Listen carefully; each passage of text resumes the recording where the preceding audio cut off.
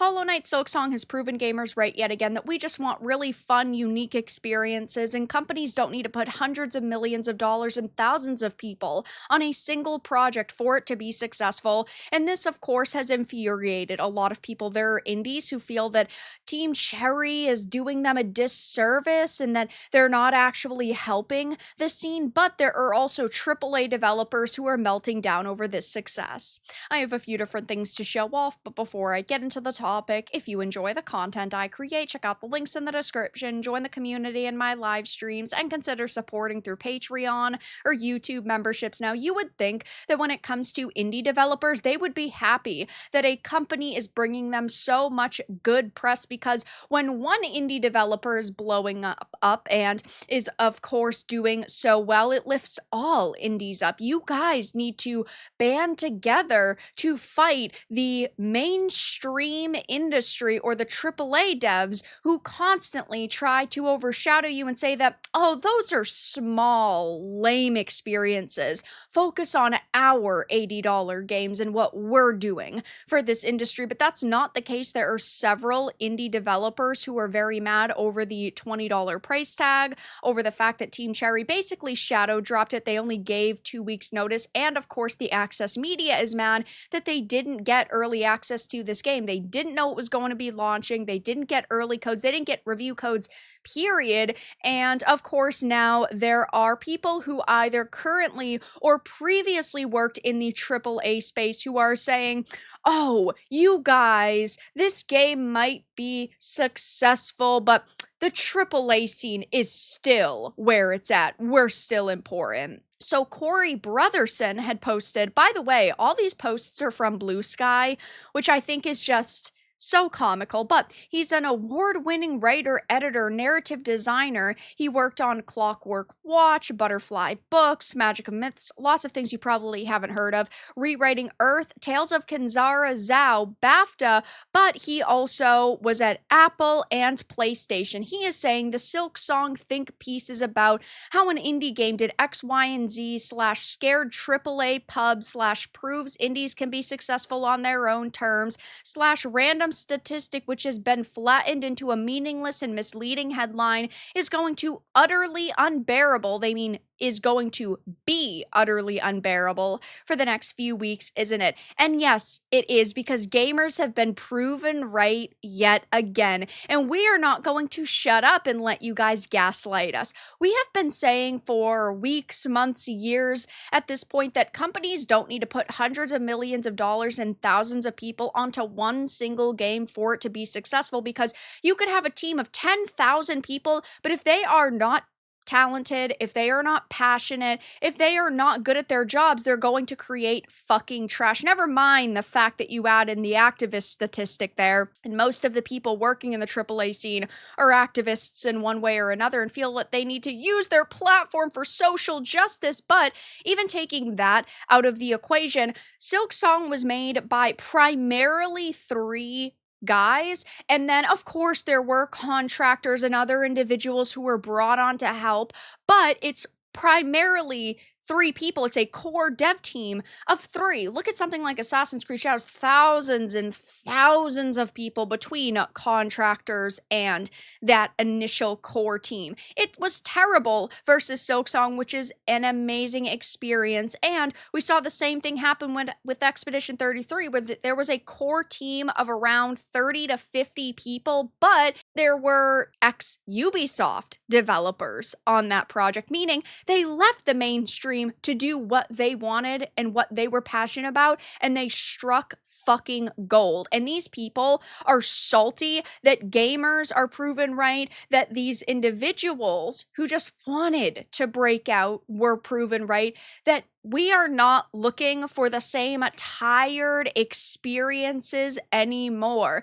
and that we are willing to jump at an opportunity to support developers who are actually talented and actually passionate. And yes, I do believe that a game like Silksong and a game like Expedition 33 do scare the AAA publishers because they have been dumping billions of dollars into titles that haven't turned out successful. They should be scared. Also, to clarify, because said flattening of internet discourse will inevitably lead to So You Hate Waffles, Silksong is great, Team Cherry is great, video games, yay. But also, there are literally hundreds of games launched every year that cannot do what TC did for a variety of reasons.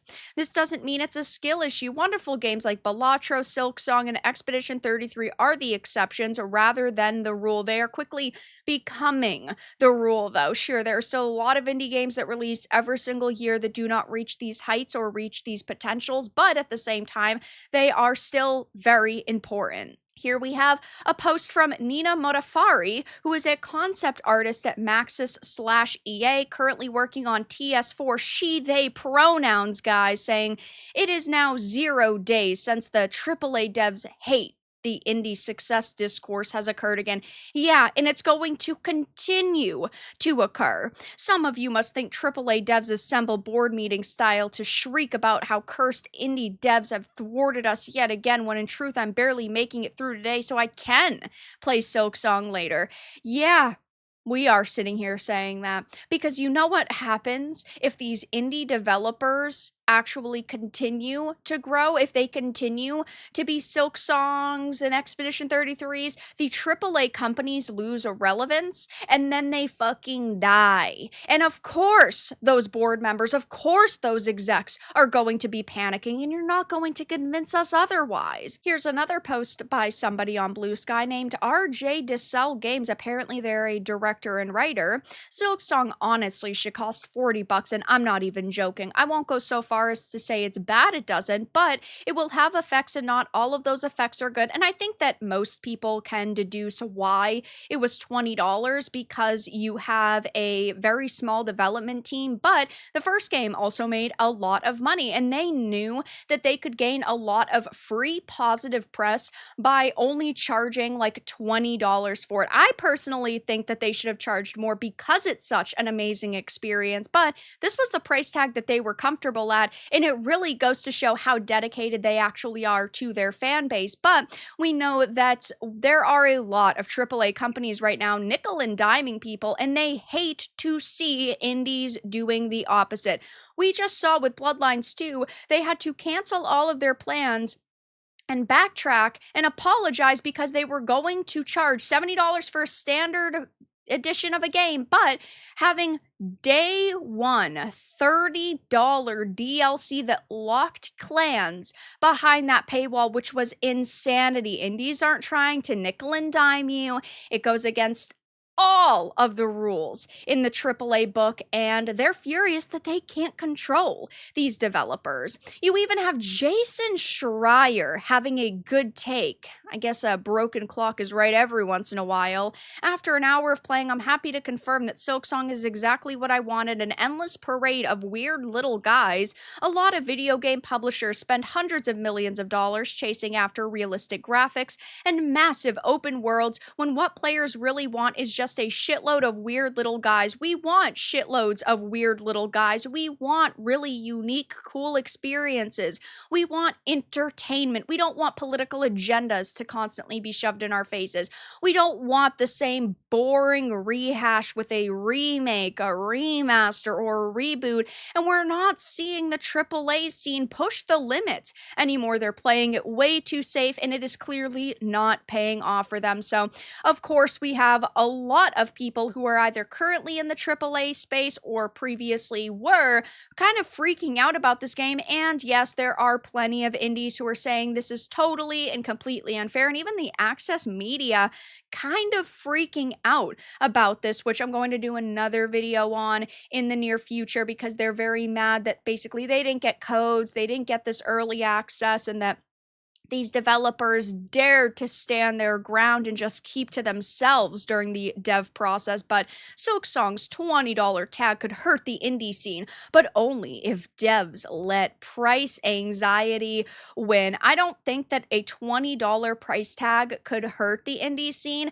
I think that this game's success is really just going to bring more people to the indie scene, because if they see such a high quality indie game, they're going to go, wow, I don't think I've been giving indies enough attention. It's time for me to go to Steam and go to different platforms and check them out and maybe support some other up and coming development groups. And I think that that can only end in success. So I'll definitely be keeping my eye on the situation. But while most gamers are really happy with Silksong, except for the few that are mad about the difficulty, which, hey, this game kicks your ass, but in such a good way, though there are a lot of people in the industry who were very angry, even though most gamers are praising Team Cherry and Silksong. But that's all that I really had to discuss in this video. Let everyone know your thoughts in the comments below. If you enjoyed this and found it important and informative, make sure to give it a like, and if you didn't, give it a dislike. I appreciate your support either way, but I'll talk to you all again in the next video really soon.